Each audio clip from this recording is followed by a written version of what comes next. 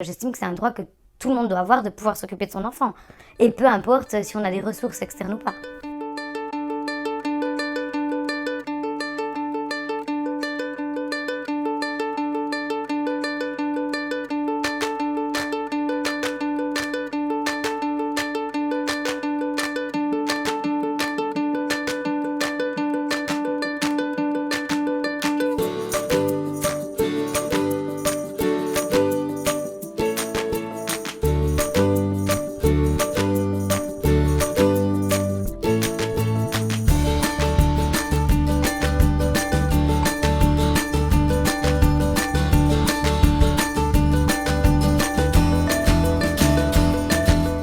Mon enfant était malade et j'ai dû quitter mon poste de travail en pleine journée pour aller le récupérer. Et puis je me suis occupée de lui le jour même et les 2 jours qui ont suivi. Et quand j'ai communiqué ça aux ressources humaines pour que ils appliquent ces 3 jours de maladie octroyés pour les enfants, ils ont octroyé ça seulement sur le jour où j'ai quitté mon poste. Et les 2 autres jours qui ont suivi ont été pris sur mes heures. Ils estimaient que le jour même, j'avais pas le choix de faire autrement, mais pour les jours qui suivaient, j'aurais dû m'arranger autrement pour que mon enfant soit pris en charge par quelqu'un d'autre que par moi.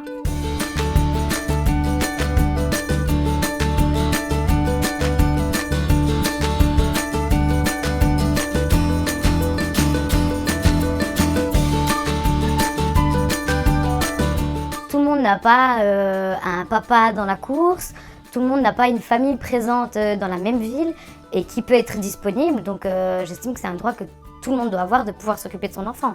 Et peu importe si on a des ressources externes ou pas. Si j'étais maman célibataire sans aucun entourage et que mon fils tombait facilement malade, je devrais m'absenter plusieurs fois de mon travail. Alors comment faire? Je sais pas.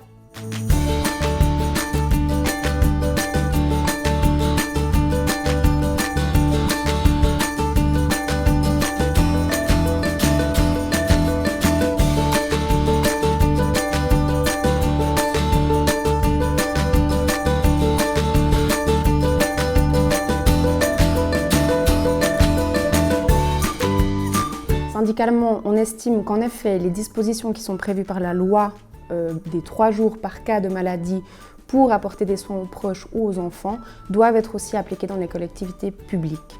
Qu'on soit parent d'un enfant malade quand on est soumis à la loi publique ou qu'on soit soumis à la loi privée, finalement, le devoir de soins et de protection des enfants, il est le même.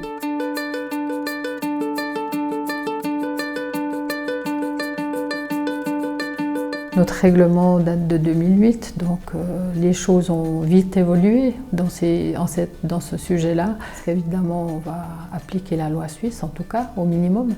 Et puis, on ne voulait pas vite changer des choses maintenant, alors que beaucoup de sujets sont en discussion, notamment le droit à la garde des enfants quand ils sont malades, mais aussi au droit des pères en cas de naissance d'un enfant.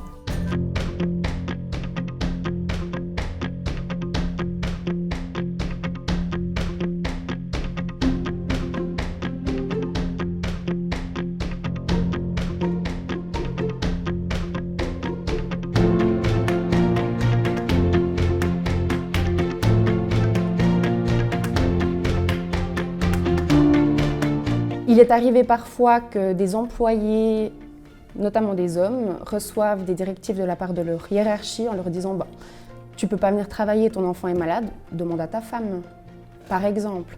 Ou alors des employés qui reçoivent des menaces déguisées, des petites remarques acerbes pour démontrer qu'en effet, même s'ils ont ce droit à 3 jours par cas de maladie, ils abusent de ce droit.